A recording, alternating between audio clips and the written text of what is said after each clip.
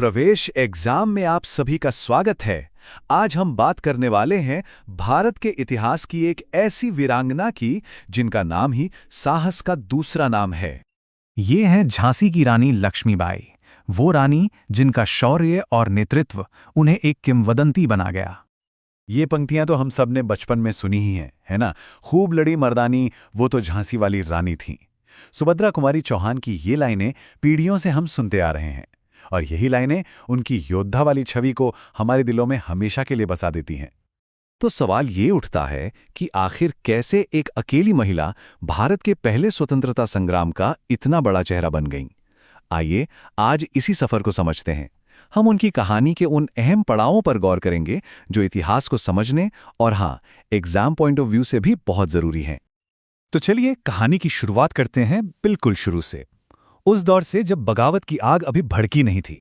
उनका बचपन, सच कहूं तो उस जमाने की किसी भी लड़की के लिए बिल्कुल असाधारण था। बनारस यानी आज के वाराणसी में उनका जन्म हुआ। नाम था मणिकर्णिका तांबे। छोटी सी उम्र में ही सिर्फ 4 साल की थीं जब उनकी मां गुजर गईं। उनका पालन पोषण हुआ बिठूर में, पेशवा बाजीराव द्वितीय के दरबार में। और कहते हैं यहीं पर उन्होंने नाना साहेब और तात्या टोपे जैसे लड़कों के साथ घुड़सवारी, तलवारबाजी और बंदूक चलाना सीखा। सोचिए, यही परवरिश तो थी जिसने उस योद्धा की नींव रखी जिसे हम आज जानते हैं। फिर साल आया 1842 का, जब मणिकर्णिका का विवाह झांसी के राजा गंगाधर राव से हुआ और यही उन्हें अपना वो नाम मिला जिससे इतिहास उन्हें जानता है, लक्ष्मीबाई। ये सिर्फ एक शादी नहीं थी, ये उस महान भूमिका की पहली सीढ़ी थी जो वो निभाने वाली थी। अब आते हैं उस टॉपिक पर जो उनके विद्रोह का सबसे बड़ा, सबसे अहम कारण बना। और हाँ, एग्जाम में यहां से सवाल अक्सर बनता है, तो इस पर खास ध्यान दीजिएगा। ये था डॉक्ट्रिन ऑफ लैप्स, या जिसे हिंदी में व्यापकता का सिद्धांत कहते हैं। ये ब्रिटिश ईस्ट इंडिया कंपनी की एक बहुत ही चालाक नीति थी। इसके मुताबिक अगर किसी रियासत के राजा की मौत हो जाए और उनका कोई अपना मतलब बायोलॉजिकल पुरुष वारिस ना हो, तो वो रियासत सीधे सीधे ब्रिटिश राज में मिला ली जाएगी। जाहिर है, भारत के राजाओं को ये अपनी सल्तनत हड़पने का एक साफ साफ तरीका लगता था। और देखिए, झांसी के साथ यही हुआ। इसे आप 4 स्टेप्स में समझ सकते हैं। सबसे पहले 1851 में रानी के नवजात बेटे की मौत हो गई, एक बहुत बड़ी त्रासदी। फिर राजा ने 1853 में अपनी मृत्यु से ठीक पहले अपने एक रिश्तेदार दामोदर राव को गोद ले लिया, लेकिन British governor general Lord Dalhousie ने इस गोद को मानने से साफ इनकार कर दिया और नतीजा 1854 में झांसी को ब्रिटिश राज में मिला लिया गया। ये एक ऐसा मोड़ था जिसने रानी लक्ष्मीबाई के व्यक्तिगत दुख को एक राजनीतिक लड़ाई में बदल दिया। तो जब 1857 में पूरे उत्तर भारत में बगावत की चिंगारी फैली, तब झांसी की रानी के सामने 2 ही रास्ते थे, या तो चुपचाप सब सह लें या फिर उठ खड़ी हों और लड़ें। उन्होंने दूसरा रास्ता चुना। ये टाइमलाइन उनके संघर्ष के सबसे अहम साल को दिखाती है। देखिए, मई 1857 में मेरठ से विद्रोह शुरू हुआ। अगले ही महीने जून में रानी ने झांसी का शासन अपने हाथ में ले लिया। फिर आया मार्च 1858, जब अंग्रेजी सेना ने झांसी के किले को घेर लिया। और ठीक 1 साल बाद जून 1858 में ग्वालियर में लड़ते लड़ते वो वीर गति को प्राप्त हुई। झांसी की घेराबंदी उनकी कहानी का ये वो हिस्सा है जो आज भी रोंगटे खड़े कर देता है। सोचिए, हफ्तों तक उन्होंने न सिर्फ किले की रक्षा की बल्कि खुद अपनी सेना का नेतृत्व किया। अंग्रेजों को ऐसी जबरदस्त टक्कर दी कि वो विद्रोहियों के लिए हिम्मत की मिसाल बन गईं। लेकिन फिर एक गद्दार ने किले के दरवाजे खोल दिए। पर रानी ने तब भी हार नहीं मानी। रात के अंधेरे में अपने गोद लिए बेटे को पीठ पर बांधकर किले से निकल जाना, ये सिर्फ एक फरारी नहीं थी, ये उनके संकल्प का सबूत था कि लड़ाई अभी खत्म नहीं हुई है।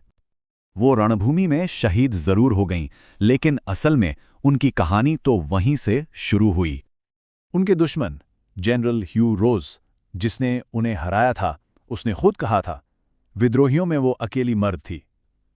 अब सोचिए, ये शब्द उनके दुश्मन के हैं। ये दिखाता है कि उनकी बहादुरी का लोहा तो वो भी मानते थे। अच्छा, इस स्लाइड पर जरा गौर कीजिए। ये समझना बहुत जरूरी है कि इतिहास क्या है और लोक कथा क्या है। जैसे उनका ग्वालियर में लड़ते हुए शहीद होना एक हिस्टोरिकल फैक्ट है, लेकिन घोड़े समेत किले की दीवार से कूदने की कहानी एक लोकप्रिय किंवदंती है। और सच तो ये है कि इन दोनों ने मिलकर ही रानी लक्ष्मीबाई की वो महान छवि बनाई है जिसे हम जानते हैं। आज आप देखिए, बनारस में उनके जन्मस्थान से लेकर ग्वालियर में उनकी समाधि तक, पूरे भारत में उनकी मूर्तियां और स्मारक हमें उनके बलिदान की कहानी याद दिलाते हैं। चलिए अब फटाफट एक क्विक रिव्यू करते हैं उन सभी जरूरी पॉइंट्स का जो एग्जाम के लिहाज से हमें याद रखने हैं। ये वो नाम हैं जो झांसी की कहानी से जुड़े हैं और जिनसे जुड़े सवाल बन सकते हैं। रानी लक्ष्मीबाई, राजा गंगाधर राव, उनके दत्तक पुत्र दामोदर राव और दूसरी तरफ गवर्नर जनरल लॉर्ड डलहौजी और ब्रिटिश कमांडर जनरल ह्यू रोज। इन सभी की भूमिका याद रखना बेहद जरूरी है। जगहों की बात करें तो बनारस, जहां उनका जन्म हुआ, झांसी जो उनका राज्य था, और ग्वालियर जहां वो शहीद हुए। और इन सबसे जरूरी है वो कॉन्सेप्ट, वो नीति, डॉक्ट्रिन ऑफ लैप्स। याद रखिएगा, यही वो मुख्य कारण था जिसकी वजह से वो इस विद्रोह में शामिल हुई। ये पॉइंट बहुत क्रूशल है। तो हमने क्या सीखा? हमने सीखा कि रानी लक्ष्मीबाई 1857 के विद्रोह की एक प्रमुख नेता बनी, जब अंग्रेजों ने डॉक्ट्रिन ऑफ लैप्स नीति का इस्तेमाल करके उनका राज्य हड़प लिया। उन्हें झांसी के किले की रक्षा में दिखाई गई बहादुरी के लिए याद किया जाता है, और उनकी कहानी में ऐतिहासिक तथ्य और शक्तिशाली किंवदंतियां दोनों शामिल हैं, जो उन्हें भारतीय प्रतिरोध और नारी शक्ति का एक अमर प्रतीक बनाती हैं। अब जो कुछ भी आज हमने सीखा है उसे टेस्ट करने के लिए और अपनी तैयारी को और पक्का करने के लिए प्रवेशexam.com पर जरूर रजिस्टर करें। वहां आपको फ्री मॉक टेस्ट और AI पावर्ड लर्निंग टूल्स मिलेंगे। और हाँ, अगर आपको ये चर्चा पसंद आई हो तो लाइक, कमेंट और सब्सक्राइब करना बिल्कुल ना भूलें। हम आपको आखिर में एक सवाल के साथ छोड़ जाते हैं। सोचिए, कैसे एक इंसान की अपने राज्य को बचाने की लड़ाई पूरे देश के लिए आज़ादी की लड़ाई का प्रतीक बन जाती है।